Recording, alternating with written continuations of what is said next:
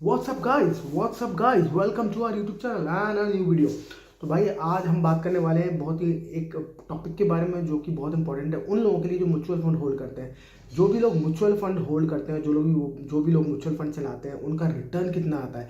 हर आदमी ऐप में देख लेता है कि भाई मेरे को इतना रिटर्न आ रहा है, इतना रिटर्न आ रहा है, पर आपको पता है कौन सा रिटर्न सही है, कौन सा रिटर्न देखना चाहिए, क्या आपको पता है? क्योंकि म्यूचुअल फंड वाली कंपनियां कुछ और रिटर्न भी दिखा सकती है और आपको कोई और रिटर्न दिख सकता है और आप सोचते हो कि यार यही तो रिटर्न है। क्योंकि क्या होता है कि आपने बहुत सालों साल कोई पैसा इन्वेस्ट किया, फॉर एग्जांपल आपने 5 लाख रुपए इन्वेस्ट किया, एसआईपी करते गए और 5 लाख का वो अब 7 लाख रुपए दिखा रहा है, पर वो दिखा रहा है 2 साल बाद। आपने कहा 2 लाख का मुनाफा तो हो रहा है, देखो 5 लाख ही तो मैंने इन्वेस्ट किया, टोटल अमाउंट इन्वेस्टेड 5 लाख दिखा रहा है और जो पैसा हुआ, जो पैसा दिख रहा है उसमें वो 7 लाख दिखा रहा है, तो मुझे 2 लाख का प्रॉफिट हो गया, ये तो मेरा नेट प्रॉफिट है। पर इसका रिटर्न कितना आ रहा है, कितना आपने परसेंटेज रिटर्न कमाया है, ये कैसे कैलकुलेट करोगे कितना रिटर्न परसेंटेज आ रहा है? क्योंकि आप उस बेसिस पर ये डिसाइड कर सकते हो कि आपका म्यूचुअल फंड सही काम कर रहा है या किसी और का, या कितना रेट ऑफ रिटर्न आप ले पा रहे हो।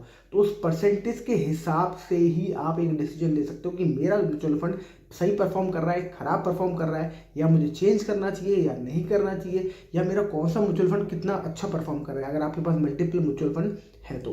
राइट, तो आज हम बात करने वाले इंपॉर्टेंट इसी बारे में कि कौन सा म्यूचुअल फंड का के लिए आपको कौन सा रिटर्न देखना चाहिए। बहुत सारे वर्ड मार्केट में आप देखते होंगे, XIRR, CAGR और IRR। तो ये क्या सारी चीज़ें हैं, तो फर्स्ट ऑफ ऑल हम ये डिस्कस करते हैं कि CAGR क्या होता है, फिर हम समझेंगे XIRR और कौन सी चीज़ कहाँ देखना चाहिए, इसको समझने की कोशिश करते हैं। राइट, आपके म्यूचुअल फंड ऐप में क्या दिखाता है, CAGR दिखाता है या IRR दिखाता है? अगर CAGR दिखाता है तो वो SIP के लिए सही नहीं है। आपको कभी भी आप अगर SIP कर रहे हो तो उसमें CAGR नहीं देखना है, उसमें आपको देखना है XIRR। वाई?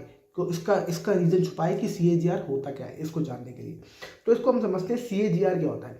मेरे भाई CAGR का फुल फॉर्म होता है compounded annual growth rate. Right, मतलब कि कितना पूरा वो पैसा कंपाउंड होकर आपको मिला। फॉर एग्जाम्पल आपने 100 रुपये लगाया आज और आपने छोड़ दिया उसको, तो CAGR हमेशा उसके लिए है जो आप लमसम इन्वेस्टमेंट करते हो, यानी कि आपने अभी 100 रुपये लगाया और आपने 5 साल तक उसको छुआ ही नहीं, देखा ही नहीं, आपने कुछ पैसा ऐड भी नहीं किया उसमें। राइट, तो वो हो गया आपका लमसम इन्वेस्टमेंट। उस पर कितना मुनाफा हुआ, हो सकता है वो 100 रुपये का 200 रुपये हो जाए और 180 रुपये हो जाए, तो 80 रुपये तो आपका नेट प्रॉफिट हो गया, पर आपको रिटर्न कितना मिला उसके लिए आप देखेंगे CAGR, that is compound annual growth rate. वो होता है लमसम पे, मतलब कि आपने 100 रुपये लगाया तो आपको आपको 1 साल बाद है, हो सकता हो 115 रुपये हो गया हो, अब जो आपको रिटर्न मिलेगा वो 115 रुपये मिलेगा।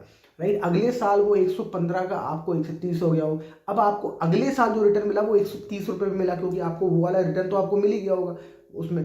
तो इसलिए कंपाउंड होता है, इसमें लगातार पैसा ऐड नहीं होता, इस पर कंपाउंडेड एनुअल ग्रोथ रेट होता है, यानी कि हर साल जो आपको रिटर्न मिला है उस पर भी और जो चक्रवर्ती ब्याज आपको मिलता गया, वो एनुअल रेट जो मिलता गया, उससे आपका जो फाइनल रिटर्न है वो क्या आया, वो आया आपका 180 रुपये।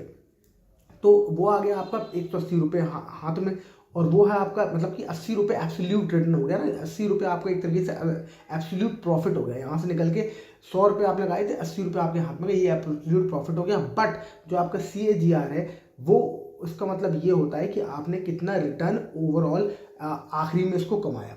राइट, तो ये CAGR लमसम में ही काम करता है, एंड जो SIP हम करते हैं उसके लिए ये सही नहीं है।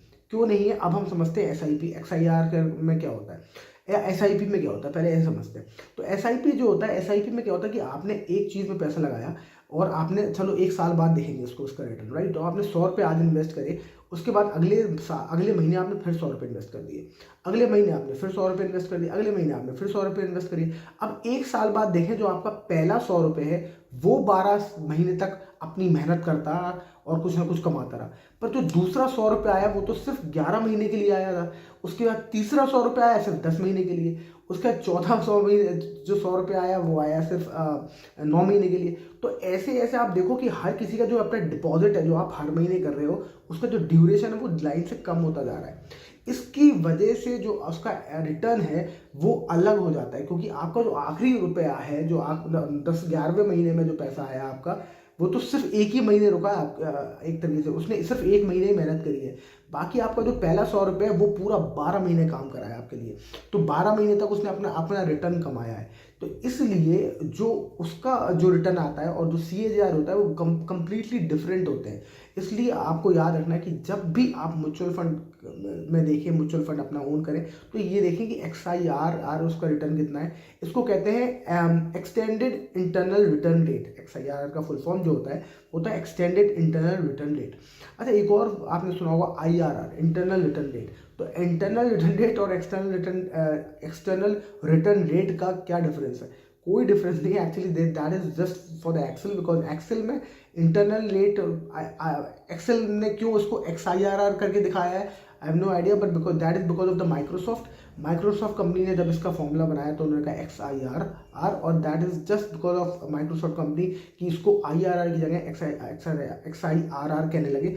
अदरवाइज बेसिकली अगर आप बुक्स देखोगे अकाउंट्स की, कॉमर्स की, और इन सब में हमेशा IRR का ही जिक्र होता है। हालांकि मैं कॉमर्स सेक्शन से बैकग्राउंड से नहीं हूँ, but I enjoy now I have started learning and enjoying the finances. तो मैं उसको अब पढ़ता रहता हूँ, मैं अपने CA से एक एक घंटे डिस्कशन करता रहता हूँ, तो मज़ा आता है उसमें। तो इससे समझ में आता है कि जो IRR बेसिकली है वो है इंटरनल रिटर्न रेट, और इंटरनल रिटर्न रेट और XIRR एक ही चीज़ है। तो XIRR आपको देखना है, क्योंकि ये आपको ज़्यादा क्लियर पिक्चर देता है कि आपका जो एग्जैक्ट रिटर्न है ऑन SIP वो कितना है परसेंटेज, और कंपाउंड एनुअल ग्रोथ रेट आपके लिए सबसे परफेक्ट है अगर आप लमसम कर रहे हो। तो आपको समझ में आता है कि आपने इतना पैसा लगाया था और इतना निकलना है, और इतने साल बाद आप इतना पैसा पूरा इतने साल तक लगा रहा, तो इसका टोटल रिटर्न आपको कितना मिला कंपाउंड होकर, राइट। पर उसमें क्या होता है कि उसमें 100 रुपये का, अब आप देखो जो XIRR में दिक्कत ये आती है कि आपने हर महीने 100 रुपये दिए, तो पहले वाले को तो 100 रुपये का कंपाउंड पूरा मिलेगा, मतलब कि अगर वो 100 रुपये 112 रुपये हो जाएगा, उसके बाद 114 रुपये, उसके बाद वो 112 रुपये पे उसको ब्याज मिलेगा, फिर वो 112 रुपये के हिसाब से 118 हो जाएगा, फिर उसको 118 पे ब्याज मिलेगा अगले महीने। तो ऐसे ऐसे वो बढ़ता जाएगा। पर दूसरा वो वाला महीना, जो दूसरा वाला 100 रुपये है, वो सिर्फ 11 महीने के लिए ही काम कर पाएगा। तो तीसरा वाला है वो 9 महीने के लिए काम कर पाएगा। तो ऐसे आप समझे इसको, और आपको क्लियरली समझ में आएगा कि XIRR और CAGR क्यों डिफरेंट है और क्यों इंपॉर्टेंट है आपको जानने के लिए। फिलहाल अगर आप सिर्फ सिंपल ये जानना चाहते हैं कि कौन सा मुझे देखना चाहिए, तो मेरे हिसाब से आप बस इतना भी जानना आपके लिए बहुत काफ़ी है। अगर आप अपने म्यूचुअल फंड्स के जो वो हैं कंपेयर करते हैं और देखना चाहते हैं और समझना चाहते हैं कि कितना रेट ऑफ रिटर्न आपको कौन से उसमें मिल रहा है एसेट क्लास में, तो बस आप ये देखिए, याद रखिएगा कि XIRR always is good for SIP, और जो CAGR है that is only good for lump sum, जब आपने लगाया और अब आप उसकी कीमत क्या देख रहे हो, right. So that's it for this video. I hope you like the video. I hope आपको XIRR और CAGR का क्लियर समझ में आ गया होगा कि एग्जैक्टली इसमें प्रॉब्लम क्या है और क्यों अलग अलग रिटर्न रेट हम देखते हैं इसको, राइट। इसको कैलकुलेट करने के लिए आप एक्सेल का यूज़ कर सकते हो, और एक्सेल अगर नहीं भी यूज़ कर सकते हो तो आपको हर जगह जो भी आप ऐप यूज़ करते हो उसमें मेंशन होता है XIRR CAGR। आपको सिर्फ ये याद रखना है कि कहाँ XIRR देखना है और कहाँ CAGR देखना है। So that's it for this video. I will see you in the next video. Thank you so much for watching. Bye bye.